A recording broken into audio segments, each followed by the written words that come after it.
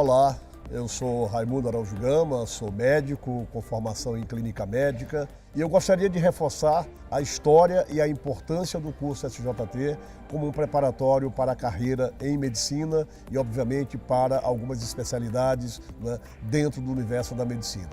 Nós temos 20 anos de história. Por aqui passaram mais de 60 mil alunos, com excelentes taxas de aprovação. Nós tivemos orgulho de termos o feedback desses alunos ao longo dessa história, de grandes aprovações na USP, de grandes aprovações na Unicamp, na Unifesp, na Santa Casa aqui de São Paulo, mas também de grandes aprovações em outras instituições fora de São Paulo. Foi assim também na Federal do Rio de Janeiro, na Estadual do Rio de Janeiro, na Federal de Minas, enfim, nós conseguimos abraçar um público, né, que teve um universo em todo o continente, em todo o espaço nacional, ou seja, em todos os estados, trazendo excelentes taxas de aprovação para o SJT. É claro, quando eu falei de continente, eu poderia até ter falado, sim, nós chegamos a ter, né, um espaço também aberto na América Latina, porque nós trabalhamos com Revalida, nós pegamos um público muito grande do Revalida e com excelentes taxas também de aprovação no Revalida. A SJT foi pioneira, sim, né, na abertura de cursos preparatórios, continua sendo pioneira no sentido de manter uma qualidade de ensino que visa não só prepará-los para a prova, mas também prepará-los, né, de forma mais adequada em termos de conhecimento médico.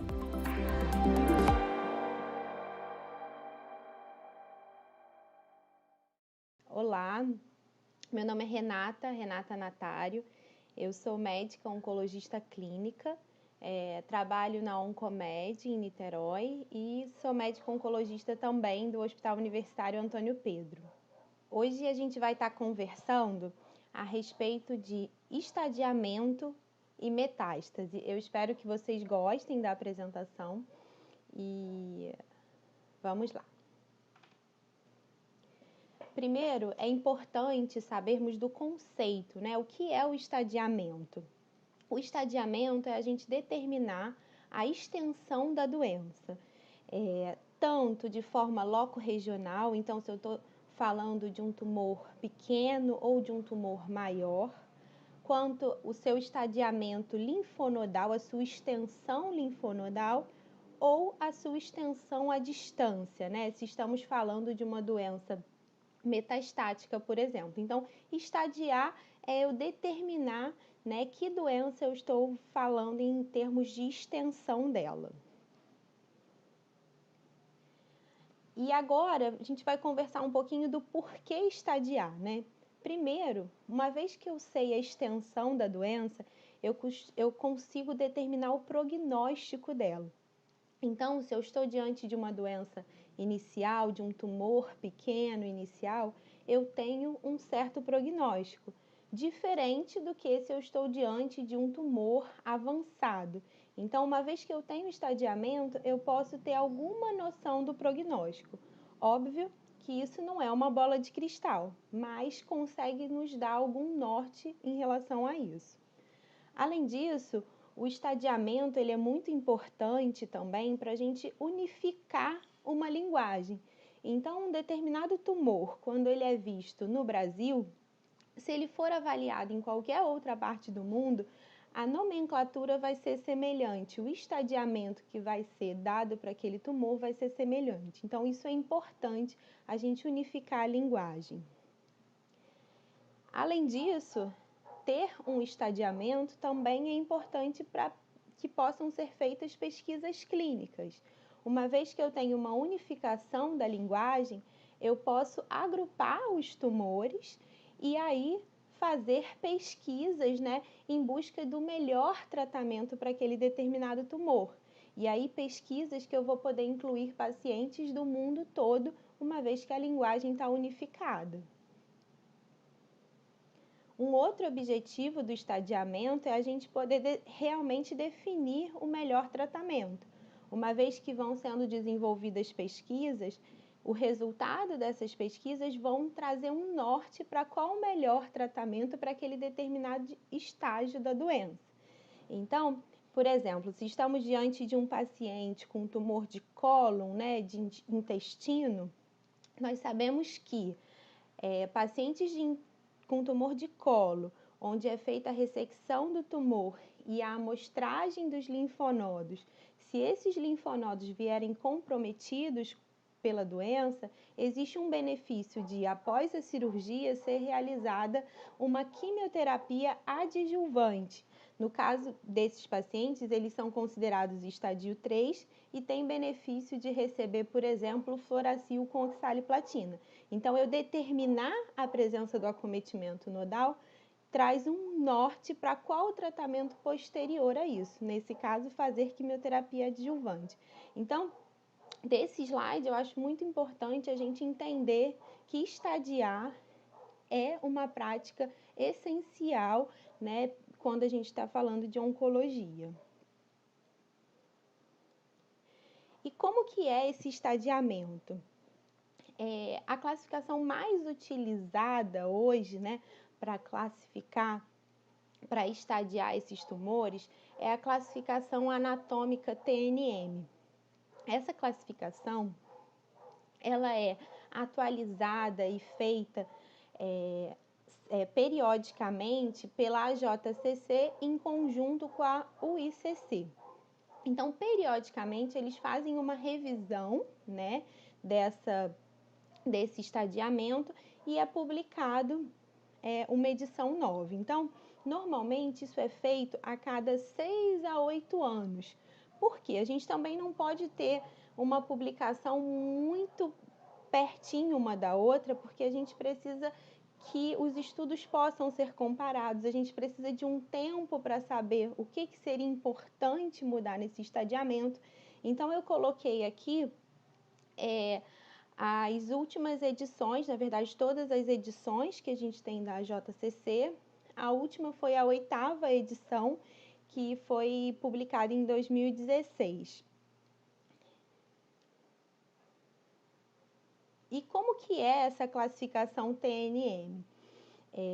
O T, ele vai representar sempre a extensão do tumor primário.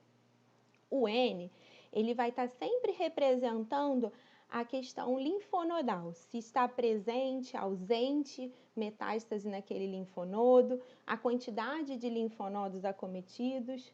O M vai estar relacionada à ausência ou presença de metástase. Depois de se definir o TNM do tumor, a gente pode classificá-los em estadio 1, 2, 3 ou 4. O que é interessante é saber que, na verdade, nós temos um TNM clínico. Como é que é esse TNM clínico? É o TNM que a gente faz naquela primeira avaliação com o paciente, onde vai incluir o exame físico, vai incluir exames de imagens e exames laboratoriais.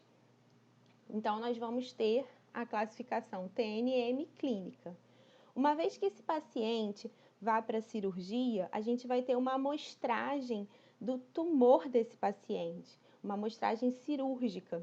E aí a gente tem uma outra classificação, que é uma classificação patológica. Existem ainda outras classificações, como, por exemplo, a classificação pós-tratamento. Então, se um paciente faz um tratamento como uma quimioterapia neoadjuvante, uma radioterapia neoadjuvante, ou seja, antes da cirurgia, e vai para a cirurgia, quando o patologista libera o laudo daquela peça, ele vai liberar o TNM pós-tratamento, né? E aí a gente tem a representação da sigla YP. Por que isso é importante? Então, nos registros de prontuários, né, nos registros mesmos de artigos que a gente for ver, vão ter sempre essa letrinha CPYP, representando se estamos diante de um estadiamento que foi feito com as características clínicas ou um estadiamento patológico, né, durante a cirurgia, durante a amostragem do tumor, ou pós-tratamento, durante a amostragem do tumor, um tumor que foi previamente submetido a algum tratamento, ou quimioterapia ou radioterapia. Outra questão importante é colocar que os linfomas, o estadiamento deles não vai seguir o TNM, é um estadiamento diferente do TNM. Muito importante é a gente saber que tudo isso a gente tem como consultar. Então, não é necessário gravar o TNM de cada tumor. Isso tudo a gente tem como consultar nessas edições que eu mostrei para vocês, da AJCC e da UICC. Eu lembro que na época que eu era acadêmica de medicina, muito me assustava quando falava em oncologia, eu achava que aquilo era o TNM, era saber o TNM, e eu achava aquilo muito difícil de decorar. E hoje eu, como oncologista clínica, sei que na verdade tudo a gente consulta, né? Óbvio que à medida que a gente vai trabalhando, aquilo vai ficando mais medular. Combinado? Em relação ao estadiamento, nós falamos, né, da importância dele para definir o prognóstico. Aqui eu coloquei para vocês um gráfico, né, de um câncer retal, de carcinoma de reto. É um gráfico de sobrevida. O que a gente pode observar? Pacientes com estadio 4, né, que é essa linha vermelha, eles têm um prognóstico pior do que um paciente com estadios mais iniciais, como o estadio 1. Então, a gente observa pacientes em estadio 4, em 24 meses, cerca de 50% vão estar vivos, diferente dos pacientes com doença inicial estadio 1. Em 24 meses, quase 100% dos pacientes vão estar vivos. Então, esses gráficos, né, de sobrevida, a gente tem para cada tumor, né? Por isso que o estadiamento ele traz para nós o prognóstico.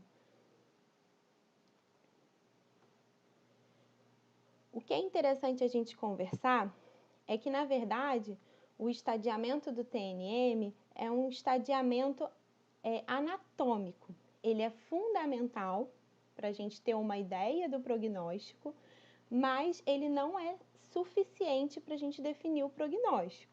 Por quê? Porque, na verdade, para o prognóstico existem vários fatores envolvidos. Fatores tumorais, né? Então, a questão anatômica do TNM, mas também características daquele tumor, como grau, como a presença ou não de receptores, de mutação.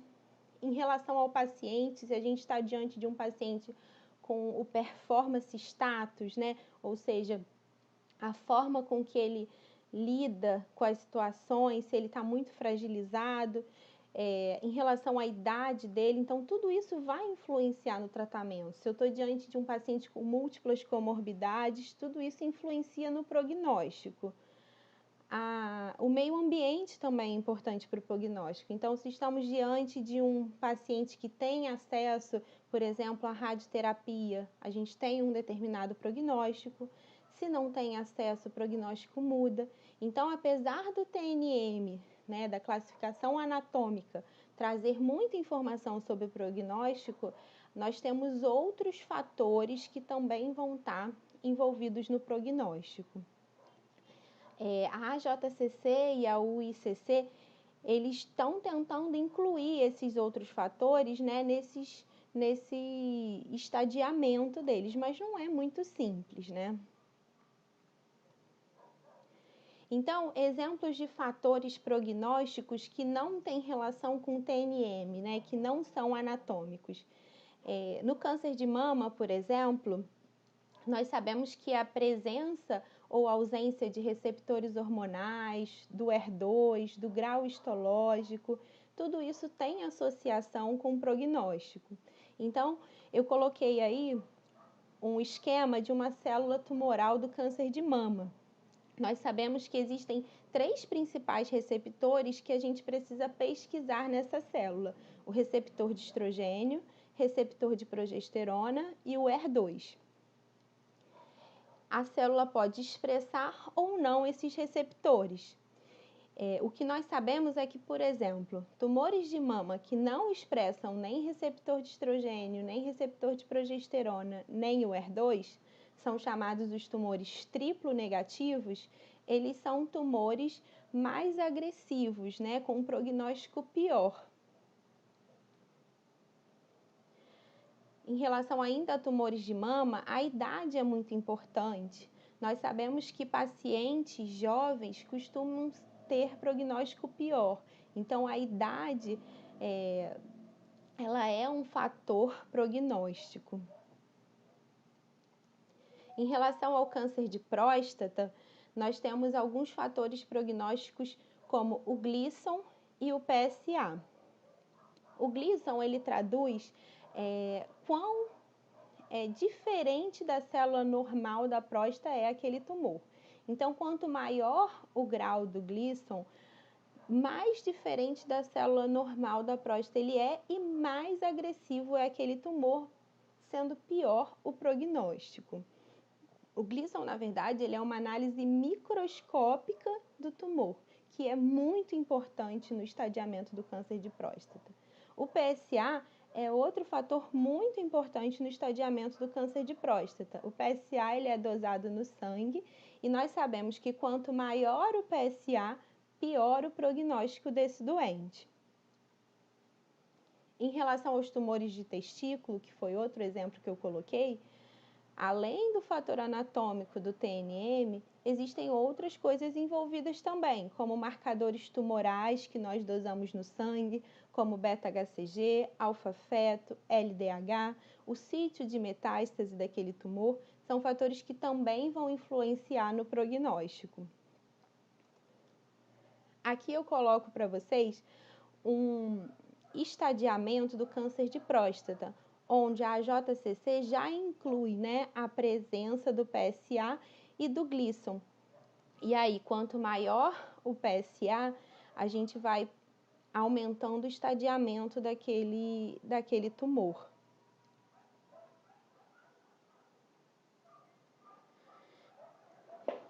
E aí, como estadiar, né? Como fazer um estadiamento dos tumores? Primeiro, é importante sabermos que cada tumor nós vamos estadiar de um jeito, né? Por quê? Porque os tumores são diferentes. Então, os sítios principais de metástase são diferentes. Então, por exemplo, tumores de pulmão, pequenas células, que são tumores de pulmão bem agressivos, eles costumam dar muito metástase em sistema nervoso central. Então, no estadiamento, tem que incluir um exame de sistema nervoso central. Então, o estadiamento de um câncer de pulmão de pequenas células, além de solicitarmos, né, tomografia de tórax, abdômen, pelve, ou em alguns lugares PET, preciso também incluir uma ressonância de crânio, porque é um lugar muito importante de metástase. Tumores de reto, por exemplo, é muito importante no estadiamento uma ressonância de pelve. Por quê? Porque pela ressonância eu vou conseguir saber algumas relações anatômicas que vão ser importantes para determinar o TNM. O melanoma, por exemplo, no estadiamento faz parte no exame de sangue, além dos exames de imagem, nós pedirmos o LDH, né? Sarcomas, por exemplo, de extremidade, sarcomas grandes, no estadiamento eu preciso incluir um exame do tórax, né? O ideal, uma tomografia. Por quê? Porque os sarcomas costumam dar muita metástase para pulmão. Então, na verdade, cada órgão vai ter um pacote de exames, né, que vão estar incluídos no estadiamento, porque são tumores diferentes. Além disso, o estadiamento, né, os exames que vão ser feitos no estadiamento, ele depende de onde que nós estamos, né? Se estamos no MD Anderson, né, que é um dos principais hospitais que tratam câncer nos Estados Unidos, lá o PET, o acesso ao PET é fácil. Então, o PET ele vai entrar no estadiamento de alguns tumores. Mas no SUS, o acesso ao PET é muito difícil. Então, nós vamos substituir o PET por uma tomografia, né? E também vai depender, então, dos grupos, né? Então, existem, no INCA, nós vamos ter uma rotina de estadiamento para câncer de mama, que vai ser diferente da ESMO, que é a Sociedade Europeia, né, de Oncologia. Então, na verdade, não existe uma receita de bolo, né, de quais são os exames para estadiar. Isso tudo vai depender do tumor que nós estamos vendo, do lugar onde nós estamos, e vão existir, né, guidelines que vão orientar esse estadiamento.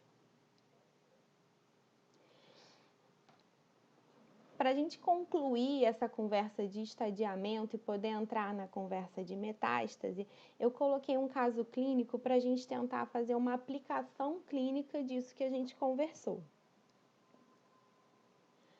Então, trata-se aqui de uma paciente feminina de 60 anos, sem comorbidades, que notou um nódulo palpável na mama direita. Fez uma ultrassom e uma mamografia que mostrou um BIRADS 4. Essa paciente foi então para uma biópsia, fez uma core biópsia, que é você tirar um pedacinho do tumor, e o laudo histopatológico veio como um carcinoma ductal invasivo, grau 2, receptor de estrogênio positivo, receptor de progesterona positivo e ER2 negativo. Então, na verdade, essa é a nossa prática clínica. Você está no consultório da oncologia e chega para você uma paciente com essas características com laudo histopatológico na mão. E aí, o que a gente faz? Primeiro, nós vamos estadiar essa paciente. Então, vamos fazer um exame clínico, um exame de imagem e laboratorial. No caso dessa paciente, foi feito então um exame clínico, onde a gente palpa, né, a mama da paciente e vai definir o que estamos fazendo. Lembrando que essa definição do TNM eu vou consultar, né, não precisa estar decorado. Então, por exemplo, tumores T1 de mama são tumores até 2 centímetros. Tumores T2 são tumores de 2 a 5 centímetros.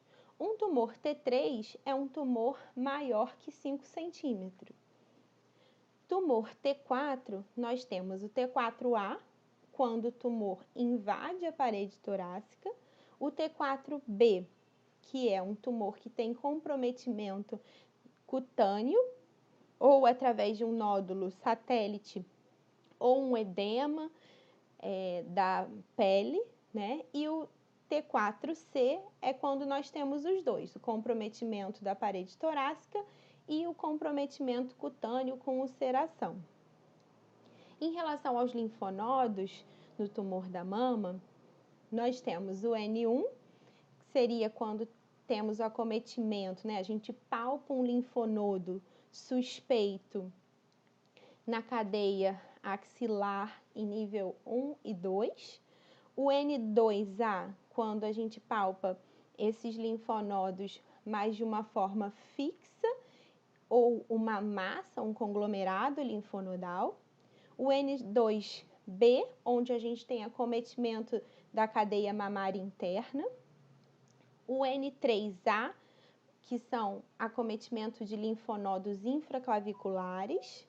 O N3B, quando temos acometimento de linfonodo axilar e mamária interna simultaneamente. E o N3C, que seriam linfonodos supraclaviculares. Então, eu vou examinar essa paciente e determinar o T e o N clínicos, né? Pelo exame físico. Renata, é pelo exame físico? Isso. Você vai ter uma régua, né? Algum instrumento para medir esse tumor e vai ter realmente o exame físico para a gente fazer esse estadiamento.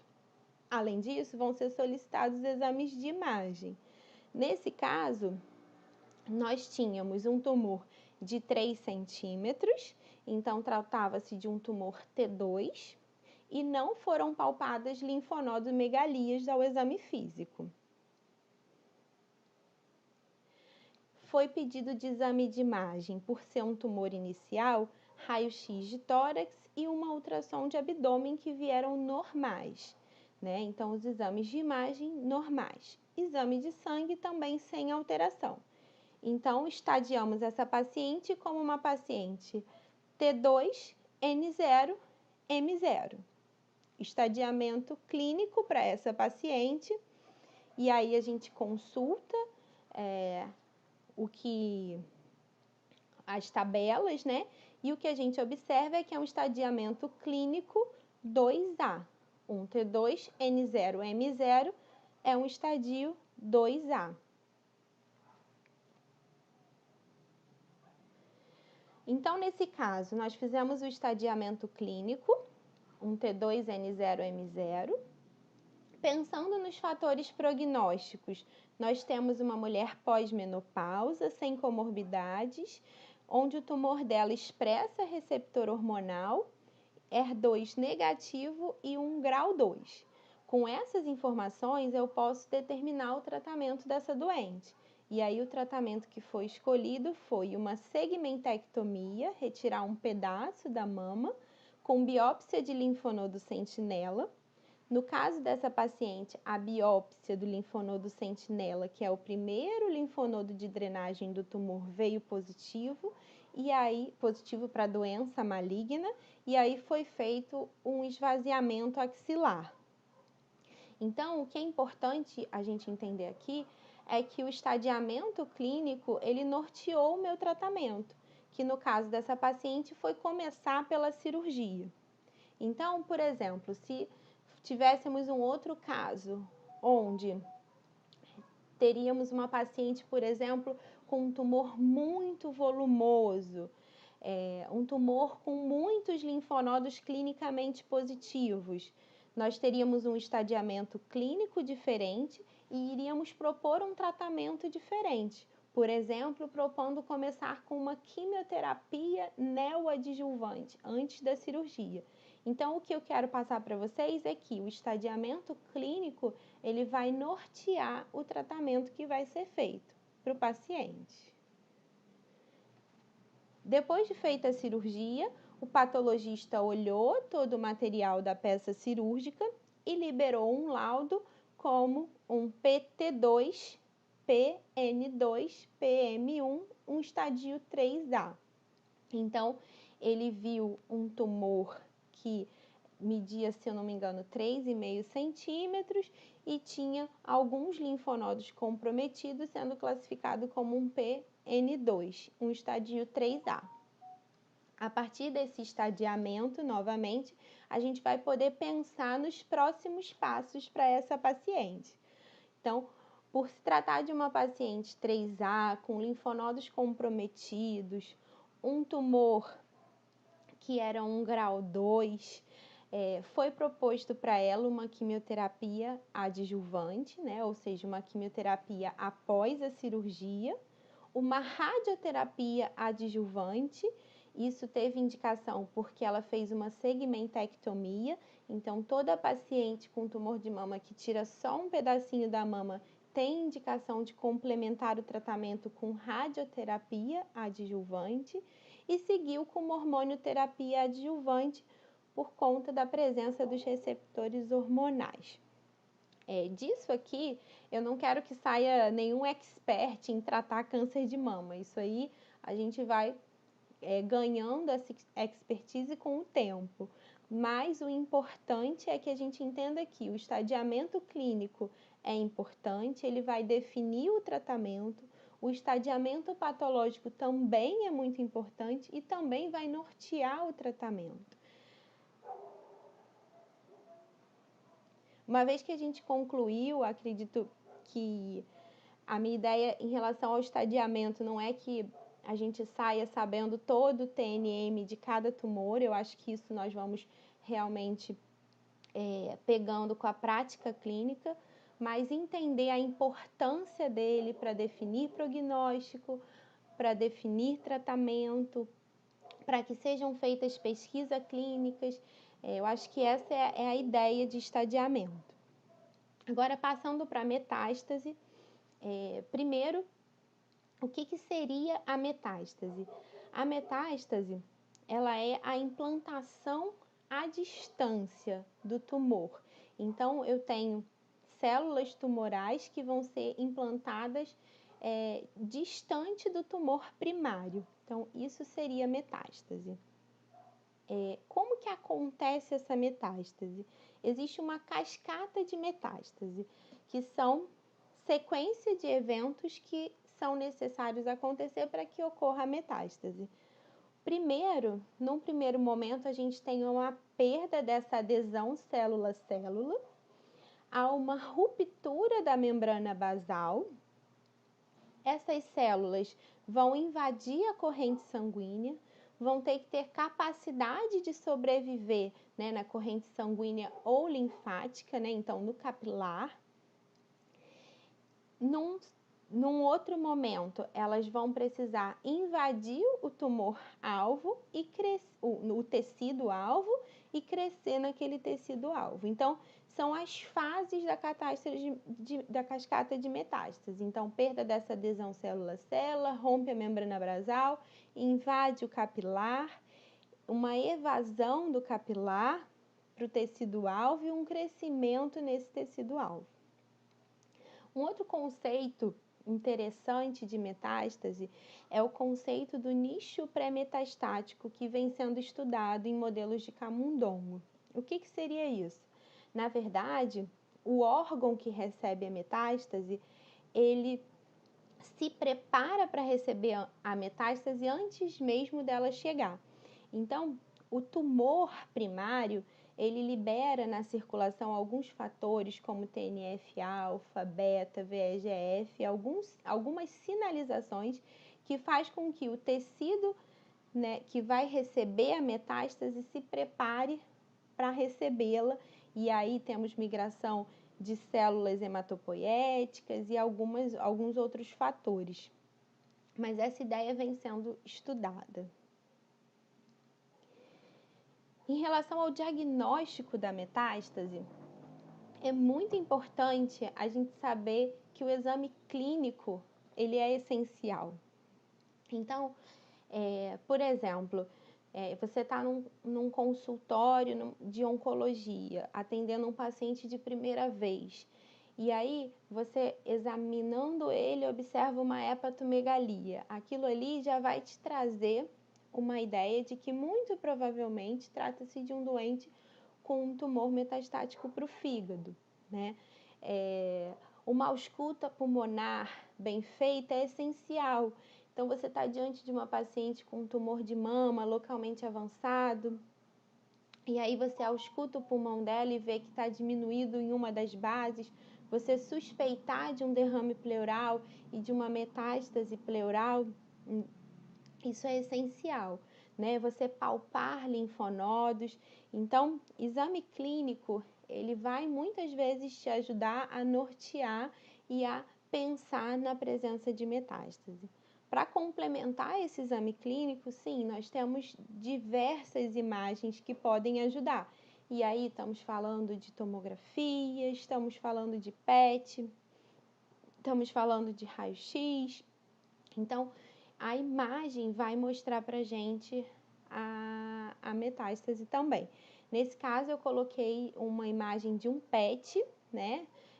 Muitas vezes a gente escuta falar de PET. O que é o PET? Na verdade, o PET nada mais é do que uma tomografia, que olha tudo por dentro, com um marcador específico que vai brilhar aonde tem tumor. Esse marcador é um marcador baseado em glicose. Então, nós sabemos que as células tumorais, elas se multiplicam muito, então elas consomem muita glicose. Então, elas vão realmente brilhar, né? Nesse caso, a gente está vendo um foco ali no fígado, né? Então, mostrando para a gente que o PET vai muitas vezes ajudar. Não são todas as doenças que o PET vai ser essencial, né? Mas em alguns cenários ele vai ajudar. Para o diagnóstico da metástase, além do exame clínico, do exame de imagem, é muito importante a biópsia. Em alguns cenários, essa biópsia vai ser, inclusive, essencial. Então, por exemplo, Se eu estou diante de uma paciente que teve um câncer de mama há 10 anos, tratou esse câncer de mama, completou o tratamento adjuvante, e aí ela aparece com múltiplas imagens no fígado. Eu não posso garantir que aquelas imagens realmente são metástases do tumor de mama que ela teve há 10 anos atrás. Então, é essencial que seja feita uma biópsia para confirmar se realmente trata-se de uma doença metastática, se aquilo ali é uma doença benigna, se é um segundo tumor primário, né? Então, a biópsia ela vai ser muito importante no diagnóstico de metástase. Inclusive, pela biópsia, muitas vezes o diagnóstico de uma doença, ela começa pelo diagnóstico da metástase. Então, dando um exemplo para vocês, há pouco tempo eu atendi no consultório uma paciente jovem com múltiplas imagens no fígado e que não tinha nenhuma evidência de um tumor primário em intestino, endoscopia normal. E aí, realmente, qual o caminho para essa doente? Fazer uma biópsia desse fígado, para que a gente possa, nessa biópsia, fazer um estudo que nós chamamos de imunistoquímico. O que é isso? É um estudo onde a gente busca marcadores nesse tumor que vão dizer para mim da onde que vieram aquelas células. Se eu estou diante de um tumor metastático de mama, se é um tumor metastático de pâncreas. Então, a biópsia, ela é mandatória, ela é muito importante. Óbvio que num cenário onde eu tenho toda uma história que garante para mim que aquilo ali é metastático, por exemplo, atendo um paciente com um tumor localmente avançado na mama, múltiplos nódulos pulmonares, múltiplos nódulos hepáticos, não é necessária essa confirmação da biópsia, né? Porque realmente a história mostra que é um tumor localmente avançado na mama que tem tudo para realmente aqueles nódulos serem doenças metastáticas. Mas a biópsia ela vai andar muito junto com o diagnóstico da metástase, é muito importante. Aqui eu coloquei uma imagem de uma biópsia percutânea, que realmente tem acontecido com muita frequência, né? Então, hoje na medicina nós temos a radiologia intervencionista, que muito auxilia nós oncologistas. O que é isso? Antigamente, a gente precisava, para fazer uma biópsia hepática, realmente ir para um centro cirúrgico, fazer uma laparoscopia ou algumas vezes abrir mesmo a barriga para retirar um pedacinho do tumor. Hoje em dia, com a radiologia intervencionista, você, levando esse paciente para uma tomografia, consegue colocar uma agulha e tirar um pedacinho do tumor, né? Sem precisar levar para o centro cirúrgico, sendo um procedimento que no mesmo dia o paciente pode ir para casa. Então, a biópsia ela vai ser muito importante no diagnóstico da metástase. Um outro conceito que eu acho importante a gente conversar é que, na verdade, câncer metastático é diferente de fora de possibilidade terapêutica. Então, eu queria passar para vocês essa ideia de que um câncer metastático, nós temos muito a oferecer para esses pacientes, né? Nós temos tratamento para um câncer metastático. Não significa por o câncer ser metastático que não tem nada para ser feito para esse doente. Pelo contrário, nós temos muito arsenal terapêutico. Então, isso é interessante porque muitas vezes a gente vê relatos de um paciente foi atendido na UPA com múltiplas metástases e aí chegou lá, o médico viu que tinha múltiplas metástases e falou que não era para fazer nada. Então, ele tinha, na verdade, só uma infecção urinária e deixou de tratar a infecção urinária porque não tem nada para fazer por conta da palavra metástase. E isso não é a realidade. Primeiro porque nós temos diferentes tumores. Então, eu coloquei uma tomografia onde nós vemos múltiplos nódulos hepáticos, múltiplas massas hepáticas. E aí o radiologista fala que trata-se de imagens sugestivas de metástase. Mas nós podemos estar diante, por exemplo, de um tumor de testículo, que é um tumor que é muito sensível à quimioterapia e mesmo sendo metastático eu consigo ter uma taxa muito boa de resposta e um prognóstico muito bom. Nós temos diferentes tumores, então se nós estamos falando que essas imagens são de um tumor de testículo, eu tenho uma ideia da situação. Se estamos diante dessas imagens, estou falando de um câncer de pâncreas, que é um câncer, um adenocarcinoma de pâncreas, que é um câncer muito agressivo, o prognóstico é pior, né? Mas podemos estar falando também de pacientes metastáticos, por exemplo, com tumor neuroendócrino de baixo grau, que normalmente é um tumor indolente, com crescimento lento. Por exemplo, tem uma paciente que eu acompanho que ela tem um tumor neuroendócrino de baixo grau há 3 anos, com alguns nódulos hepáticos, e a opção terapêutica que foi optada foi por segmento, que é uma das estratégias terapêuticas para tumores neuroendócrinos de baixo grau. Então, ela não faz quimioterapia, não fez cirurgia e está acompanhando. Ela tem um câncer metastático, mas não significa que ela está morrendo ou que aquilo ali traduz que há 1, 2 meses não vai estar mais com a gente. Então, é muito importante a gente entender que câncer metastático não significa fora de possibilidade terapêutica e que tem muitas coisas envolvidas quando a gente vê, por exemplo, uma tomografia dessa monta. Para falar de metástases, eu também acho importante nós colocarmos alguns conceitos, né, que eu acho legal abordarmos. O primeiro conceito seria o que seria uma metástase sincrônica e uma metástase metacrônica.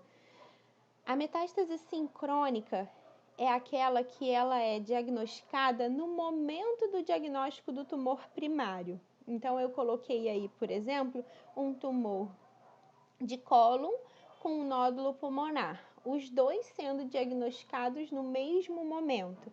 Eu estou diante de uma metástase sincrônica.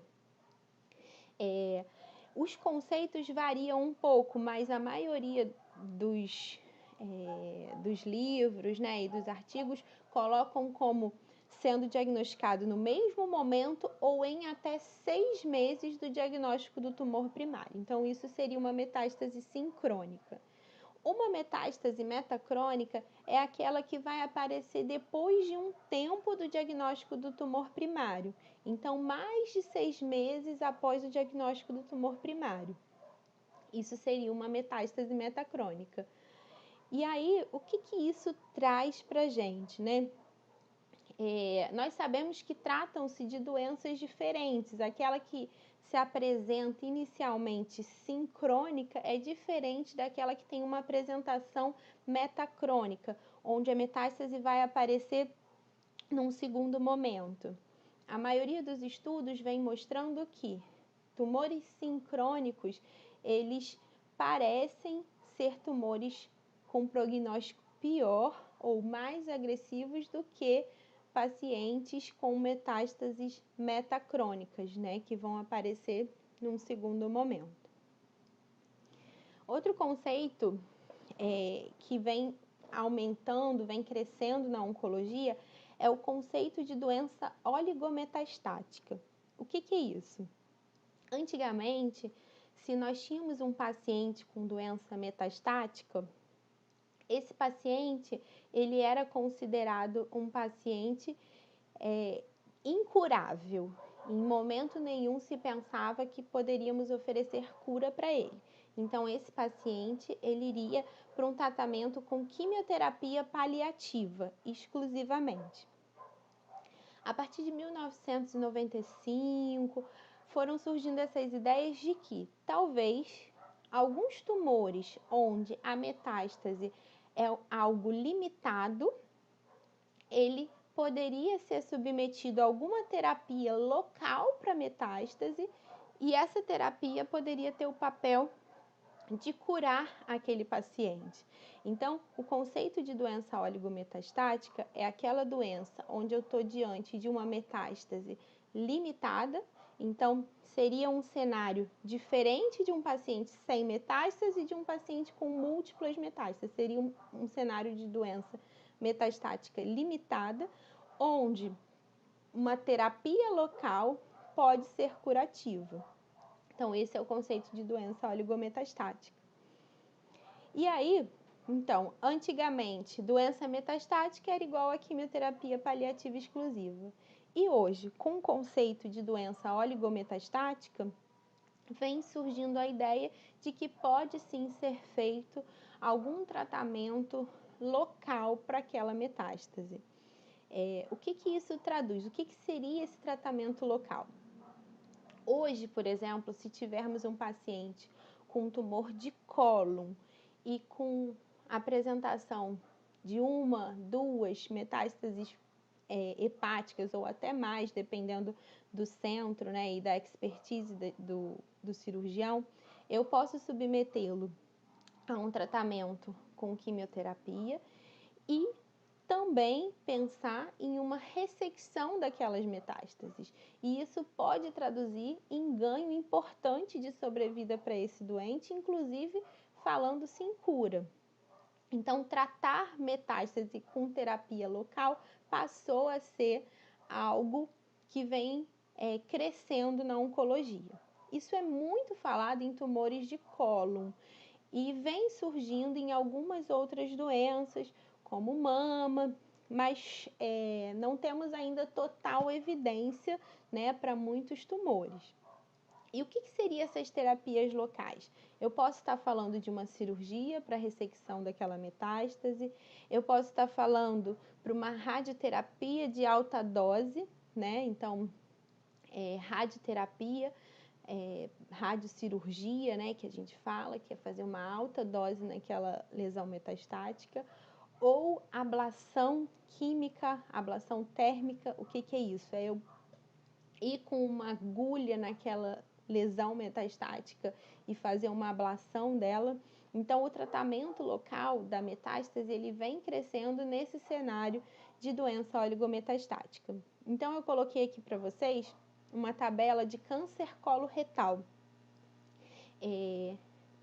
Nós sabemos que os estudos de série de casos, né, cirúrgicos, onde se abordou a metástase, né, e principalmente metástases hepáticas, aumentaram muito a sobrevida. Então, nesses pacientes com câncer coloretal, estadio 4, algumas séries de casos cirúrgicas, onde realmente colocando alguns critérios de seleção, né? Então, eu não estou falando daquele paciente com múltiplas metástases, com insuficiência hepática, não.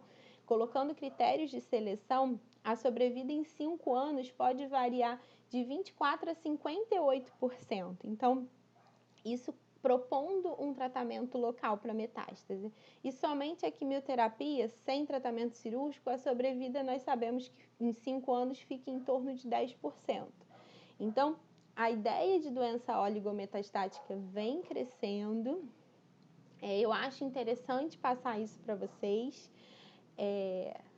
para que a gente entenda que a oncologia, ela muda, ela vem, os conceitos vão mudando, e isso é muito interessante e é muito bonito, né?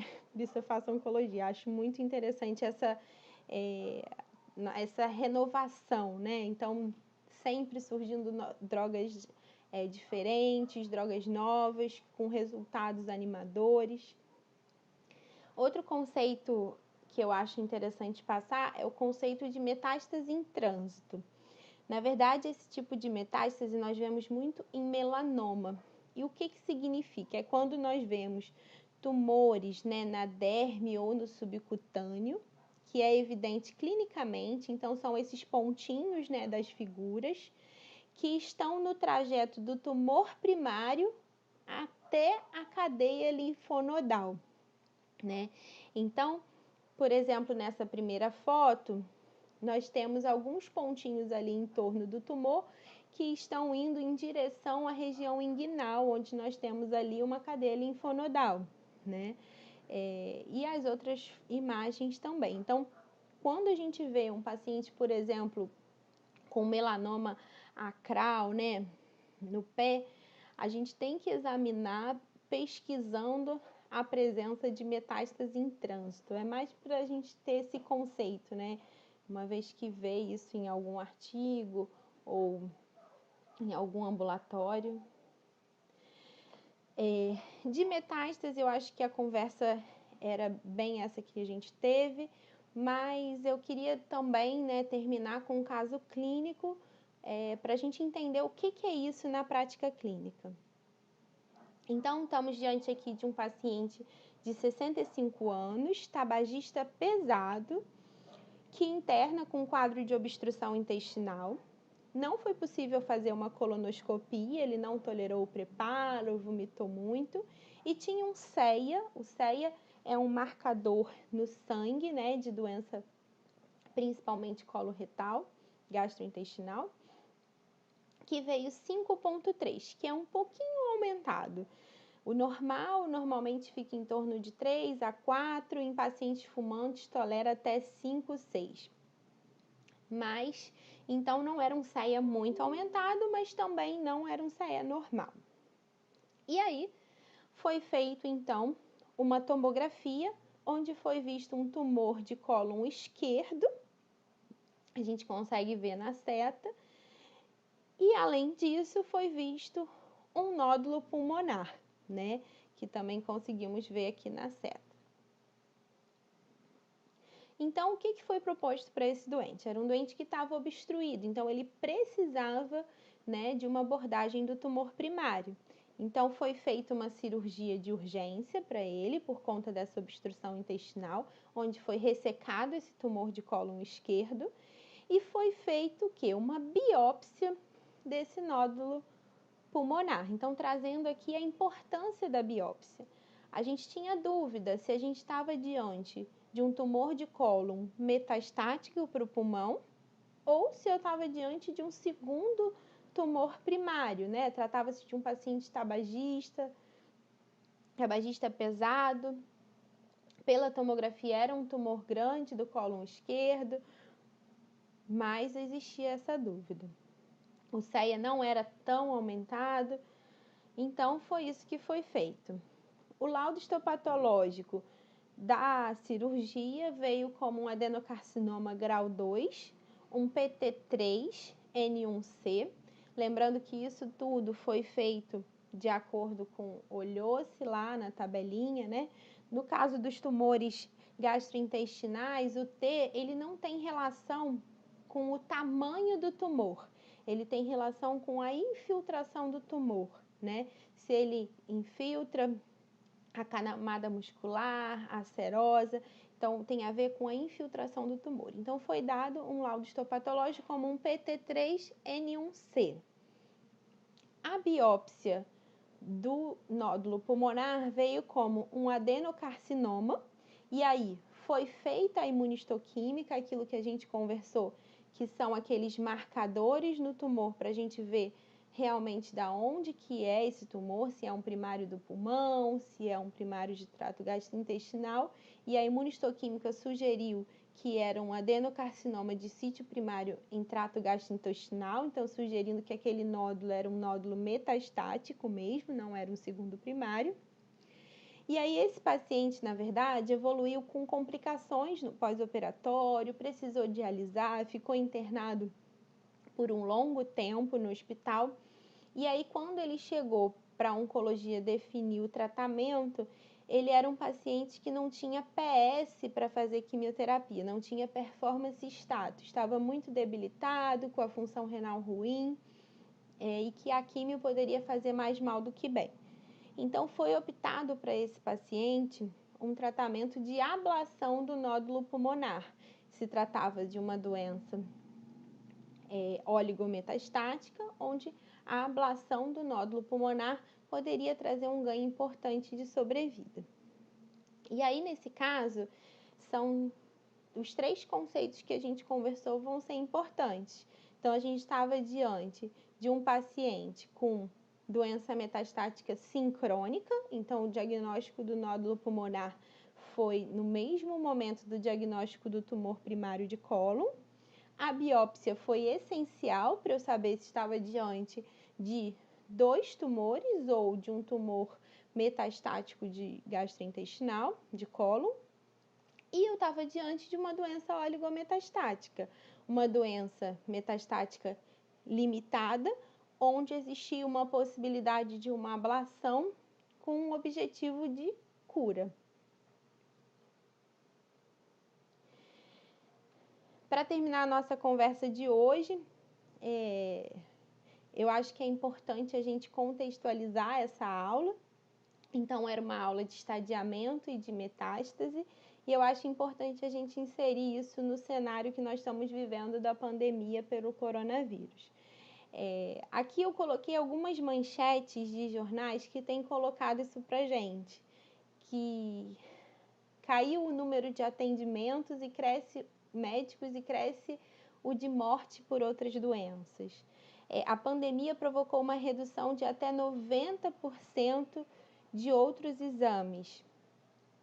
Cerca de 50 mil brasileiros deixaram de ser diagnosticados com câncer. O que isso significa? O que a gente tem visto na prática clínica é que a pandemia tem feito diminuir muito o número de diagnóstico, então tem diminuído muito o número de biópsias, né? Nesse caso, nessa reportagem, foi colocado que em São Paulo foram feitas 5.940 biópsias na rede pública.